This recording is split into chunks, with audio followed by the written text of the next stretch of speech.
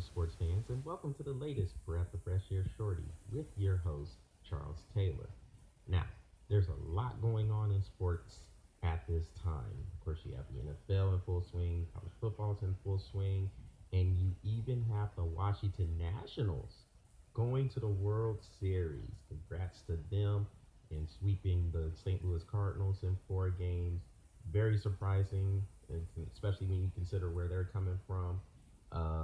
With having to be the wild card team, going through the Milwaukee Brewers in that wild card scrimmage game, as Patrick Brackett calls it, and then beating the mighty Los Angeles Dodgers in 5 games in the divisional series, and then sweeping the Cardinals in the National League Championship Series.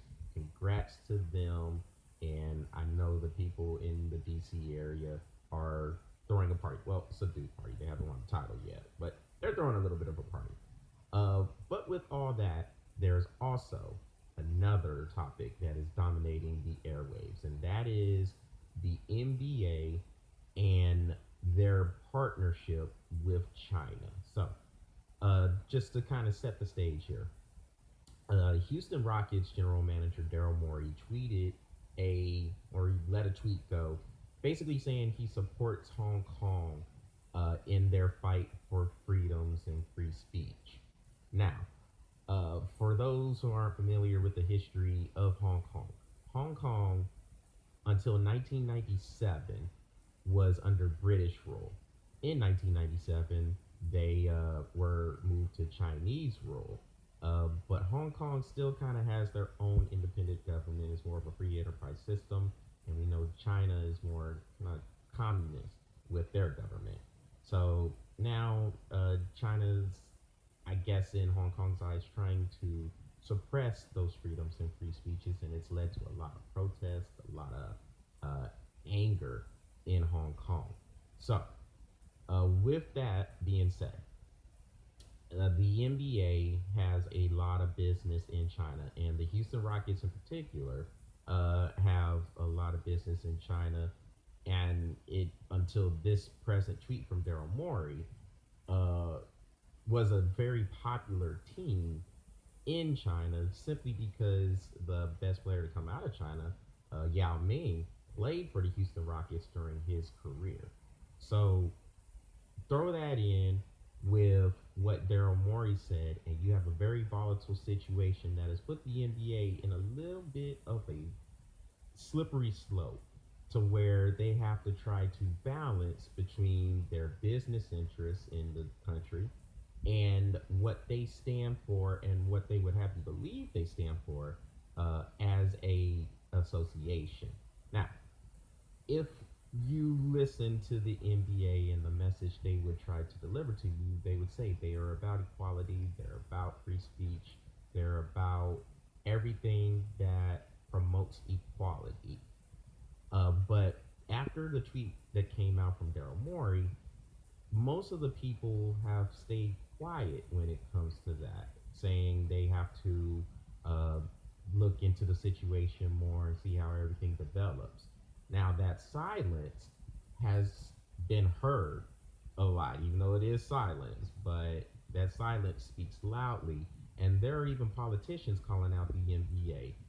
When you talk about the Republican senator from Texas, Ted Cruz, and even the Democratic representative out of New York, Alexandria Ocasio-Cortez. Those two showed a rare sign of bonding together, and they called out the NBA, saying they're staying or asking, why are you staying mum about this? If you're about what you promote, then this should be something easy. But they're basically calling out the NBA for protecting their business interests. Now, I understand the business side of it, and I understand the personal side of it too.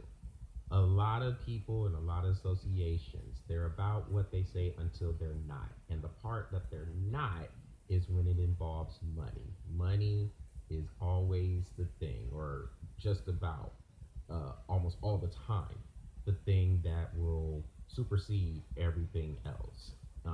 Unfortunately, I mean, because Most of the time, I mean, for causes that are out there, you want those causes to be the ones that people look at, those moral compasses. You want those to be the things that are looked at. But a lot of times, no, it's about the money.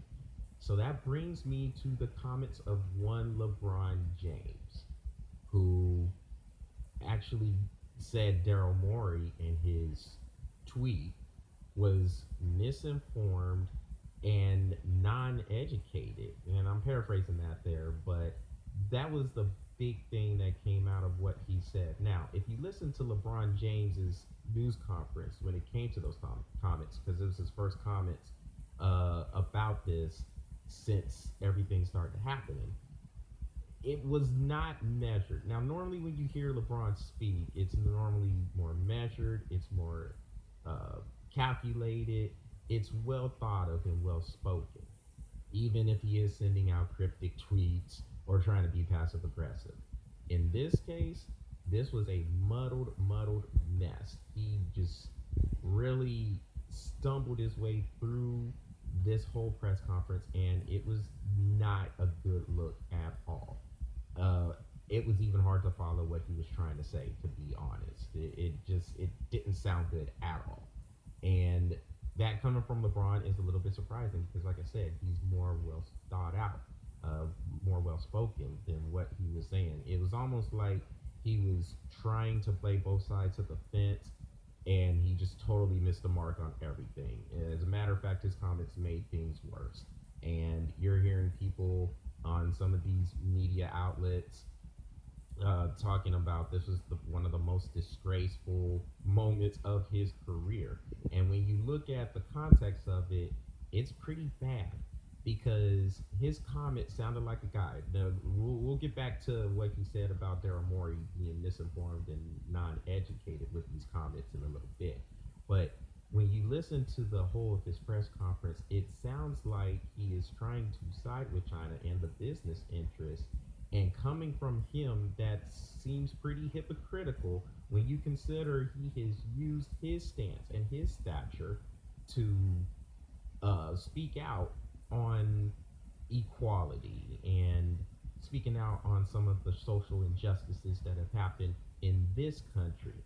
Now, LeBron has done some great things. We know he opened up a school in Akron to help little and middle-aged kids to get education and give them school supplies. There's a lot of things he has done to help in the cause of equality and trying to combat social injustices.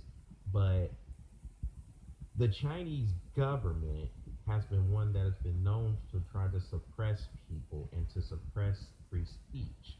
So for LeBron to say, and again, I'm paraphrasing here, but for him to come across as somebody who is in support of China because of the business dealings, that really comes out as hypocritical. So now he's getting crushed for it, and I mean, if that's the case, deservedly so, because that's not what he's been preaching, and that's not what he's been building for his whole career. Now, for the comments he made about Daryl Morey being misinformed and non-educated about this, I honestly don't think anybody would be more educated about the situation than Daryl Morey. Remember, the Houston Rockets are well in the fabric of China because of Yao Ming playing there, and because the Rockets have a lot of business dealings with China.